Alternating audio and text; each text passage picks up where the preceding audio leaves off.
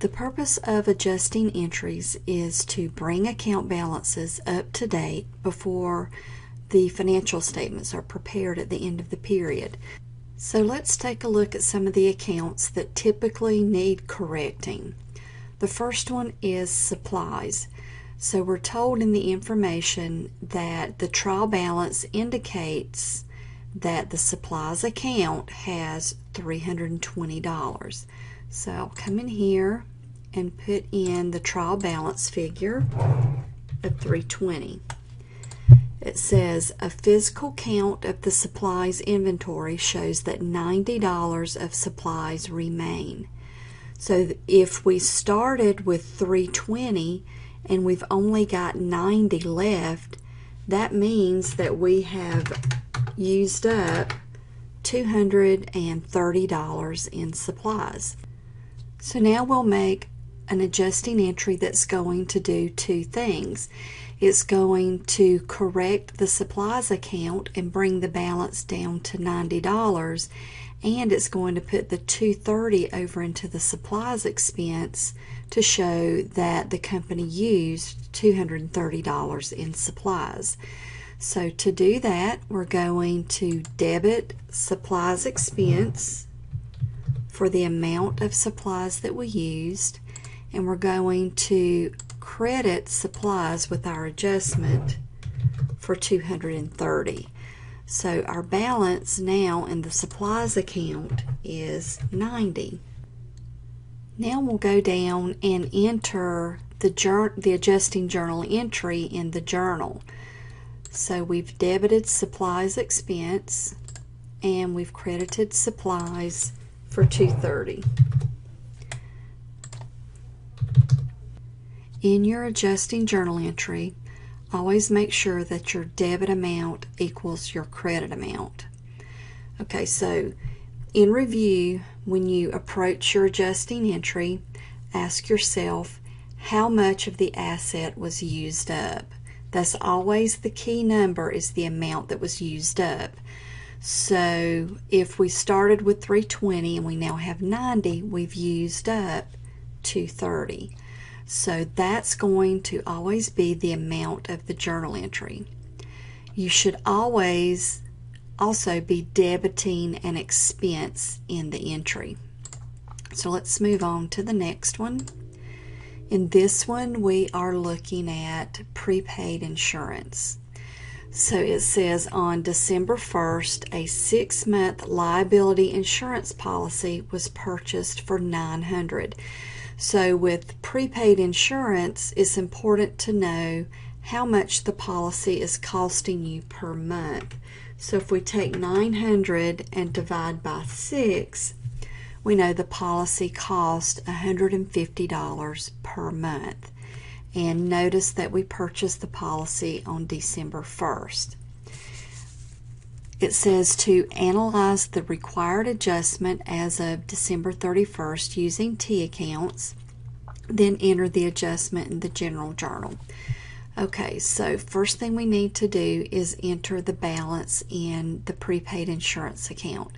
So we paid $900 back on December 1st, so our trial balance will reflect $900. Okay, so then figure out how many months have passed since you purchased this policy. Remember, all all insurance is paid in advance. So I have paid this policy on December 1st, and I'm now at December 31st. So when I ask myself how much of this insurance got used up, I know it's 1 month, and we've already calculated that the insurance is costing us $150 per month. So that's going to be my adjustment.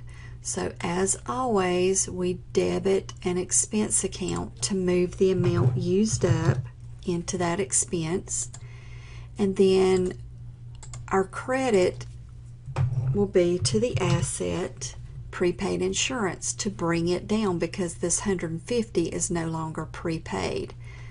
So now my balance in prepaid insurance will be $750. So now my balance sheet will reflect the correct prepaid insurance balance, and then my income statement will show that the company used up $150 in insurance. So to journalize that, we're going to enter insurance expense, debit, that should be prepaid insurance, credit, and the amount would be $150. Okay, now let's take a look at the next adjustment, which is for wages. The year end often falls before the end of the pay period, which means that on December 31st or at year end, wages are owed to employees. For example, if the year end falls on a Wednesday and payday is a Friday, the company has to show that it owes its employees for work for Monday, Tuesday, and Wednesday. So let's take a look at our problem. It says on December 31st, the trial balance shows wage expense of $600. Okay, so during the year, we have already paid our employees during the year $600. At year end, we still owe them $200 of wages that hasn't been recorded. So if we used our previous example, for Monday, Tuesday, and Wednesday, these employees are due to be paid $200 on Friday. So as of Wednesday at year end, these wages haven't been paid yet. So we need to show a liability.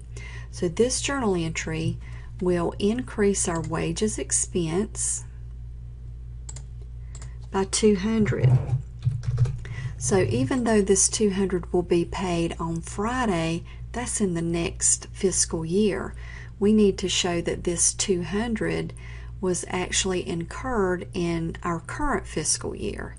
So we will add the $200 to the $600 already paid, and so our balance for the year in wages expense is $800. Now our offset to the $200 debit is a $200 credit to wages payable, because the balance sheet needs to reflect that this $200 is still owed. So we debit wages expense for $200 and credit wages payable for $200. So when you approach this problem, look to see what is still owed to the employees, and that is the amount that's going to go in your adjusting entry. It's pretty easy. And remember to always debit the expense, and then since we owe the $200, the credit is to wages payable. Okay, in the next one, we're going to be looking at depreciation. Now, depreciation is just the recording of the wear and tear on our fixed assets, and it does a couple of things. It brings down the book value, or the value reported on the books of the asset, and it also spreads the cost of the asset over the periods of time that we use it. So let's look at our problem. We have delivery equipment that we purchased for $7,200. The delivery equipment has an estimated useful life of 4 years or 48 months and no salvage. Okay, you have to remember the formula for depreciation. It's the original cost minus the salvage value divided by the useful life. So our depreciable cost is going to be $7,200 minus 0 because there's no salvage value. And we're going to divide the $7,200 by either 4 years or 48 months. So let's see which one we're going to divide by. It says using the straight line depreciation method analyze the necessary adjusting entries as of December 31st for 1 month. Since I want my depreciation in terms of months, I'm going to divide by 48 months instead of 4 years. If I wanted it for an annual amount or 1 year's worth of depreciation, I would have divided by the 4 years. Okay, so 7,200 minus 0 is 7,200, and I'm dividing by 48 months, so that will give me depreciation for 1 month of $150. So I'm going to debit the expense account, depreciation expense, $150, and then I'm going to credit accumulated depreciation, delivery equipment. Okay, now this credit we've not seen before, accumulated depreciation.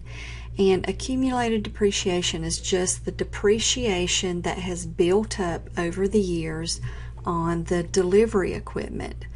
So remember, in this adjustment, you're not debiting or crediting the actual delivery equipment account. It's depreciation expense debit, accumulated depreciation credit. Accumulated depreciation just holds all the depreciation ever taken on an item. Okay, so let's journalize that. Debit depreciation expense, $150, and then credit accumulated depreciation, $150. So that wraps up our adjustments for this chapter, but let's just review supplies and prepaid expenses once again. Okay, so here we've got an ending inventory of supplies of $260. Okay, so that's all it's telling us, but if we look at our trial balance, we see that we have a balance showing at $580. If our ending inventory is actually $260, we're going to have to move this balance from $580 to $260. Okay, so that means that we've used up $320 in supplies. If we originally have purchased $580 in supplies and we only have $260 left, that means we've used up $320. So I'm going to debit supplies expense and credit supplies for $320, and then that will bring my balance down to $260. Now let's look at the second scenario they've given us. In number 2, it says the amount of supplies used is $230. Okay, so remember, we're always looking for the amount used up. In this case, I don't have to do any math because it's telling me how much is used up. So I know $230 will be the amount in my adjustment. So I enter $230 as my debit to supplies expense, and then $230 as my credit, and that brings my balance in the supplies account down to $205. 435 minus 230. So let's look at the difference in the information we're given. Here we're given the ending inventory, which means we have to do some math to find out how much got used up. Here we're already being told the amount that was used up, so we simply enter that amount in the journal entry. Okay, let's look at prepaid insurance now. Okay, it says here that the amount of insurance expired is $970. Okay, I'm looking for the amount that's used up to go in my journal entry. Well, if the insurance has expired, that's the amount that's used up. So I'll debit insurance expense for $970 and credit prepaid insurance. So that'll bring my balance down to $480. In the second scenario, they're giving me the unexpired insurance of $565. In other words, this is the amount that should be left in the prepaid insurance. If it's unexpired, we still have it. So the $565 will be the ending balance. That means I've got to do some math to figure out how much got used up. So if I subtract $565 from $1,350, $785 was used up. So I'm going to debit insurance expense for $785, credit prepaid insurance for $785, and then enter the ending balance of $565 for prepaid insurance. Next, we'll look at posting our adjusting entry. So here we're given two adjusting entries, one to supplies and one to wages, and we are going to now post these to our general ledger. So remember, the journal entry doesn't do us any good if it's not posted over to the ledger. So once we post it, the balances will be up to date in our general ledger, and those are the ones we look at for our financial statements. So first we'll start with supplies expense. It has a debit of $85. So we'll go to the supplies expense account and enter December 31st. We're going to enter $85 as our debit. There's no existing balance, so we'll just bring the $85 over to the debit side, and then we need to put in our posting reference. And this was the journal page 9. So I'm going to enter J9 there, and this number 523 goes in the posting reference in the journal. Now here's supplies that gets a credit of $85. So that's right here, December 31st. It's from J9. It should have a credit of $85. So 200 less 85 is a balance of $115. Remember, we've got a debit and a credit. They're different, so we subtract them, and then the amount stays on the side of the higher number, which is the debit here. So we'll go in and enter 141 in the posting reference on the journal. Wages expense gets a debit of $220. So enter the date, the page number, a debit of $220. Okay, now we need to balance out. We have a debit of $1,200 and another debit of $220. That means we're going to add those two together and we'll get $1,420 as the balance. And then the account 511 goes in the posting reference.